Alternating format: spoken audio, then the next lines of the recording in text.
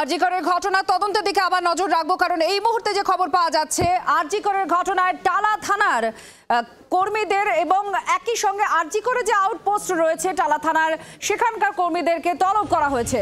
আরজি কর কাণ্ডে চিকিৎসক ধর্ষণ আর খুনের মামলায় সেখানে তদন্তের অগ্রগতি আপনাদের জানাচ্ছি। টালা থানা এবং আরজি কর আউটপোস্টের 11 জন পুলিশ কর্মীকে ডেকে পাঠানো হয়েছে। আরজি করের ঘটনায় চিকিৎসক ধর্ষণ এবং খুনের মামলায় ডেকে পাঠানো হয়েছে এবার টালা থানা এবং যে আউটপোস্ট রয়েছে আরজি কর হাসপাতালে, সেই আউটপোস্টের মোট 11 জনকে ডেকে পাঠানো হয়েছে। পিয়ালি মিত্র আমাদের প্রতিনিধি আমাদের সঙ্গে রয়েছেন। পিয়ালি, কি খবর পাওয়া যাচ্ছে? দেখো, টালা থানা এবং আরজি কর আউটপোস্ট মিলিয়ে মোট 11 জনকে পুলিশ কর্মী অফিসারকে ফের সিবিআই তরফ থেকে তলব করা হয়েছে।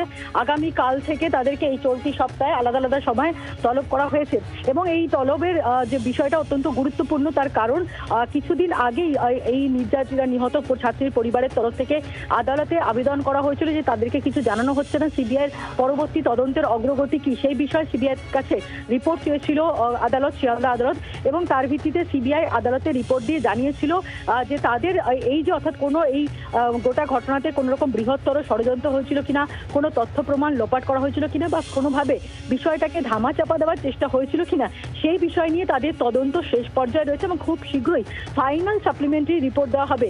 সেই ফাইনাল সাপ্লিমেন্টারি রিপোর্ট দেওয়ার আগেই আবারও কলকাতা পুলিশের বিশেষ করে টালা থানা এবং তার সঙ্গে সঙ্গে আরজি কর আউটপোস্টে সেই সময় যারা কর্মরত ছিল তাদেরকে আবার ডেকে পাঠানো অত্যন্ত গুরুত্বপূর্ণ। বিশেষ করে তুমি জানো যে সম্প্রতি সীমা পাহুজা, যিনি মামলা তদন্তকারী অফিসার, তার বিরুদ্ধেও কিন্তু সিবিআই ডিরেক্টরের কাছে এই নিহত ছাত্রীর পরিবারের তরফ থেকে চিঠি দেওয়া হয়েছিল। তার মধ্যেই এই নতুন করে ডেভেলপমেন্ট যে 11 জনকে, তার মধ্যে টালা থানা এবং আউটপোস্টের মিলিয়ে 11 জনকে ফের সিবিআই তরফ থেকে তলব করা হয়েছে বলেই সূত্রের খবর।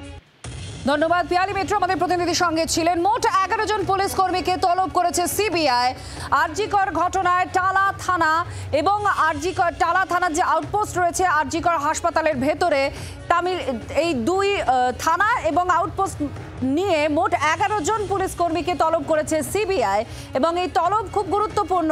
একদিকে নির্যাতিতার মা বাবার তরফ থেকে বারবার দাবি করা হয়েছে তারা বিচার পাননি, আরও অনেকে জড়িত রয়েছে, এই নিয়ে বিভিন্ন জায়গায় দ্বারস্থ হয়েছেন তারা।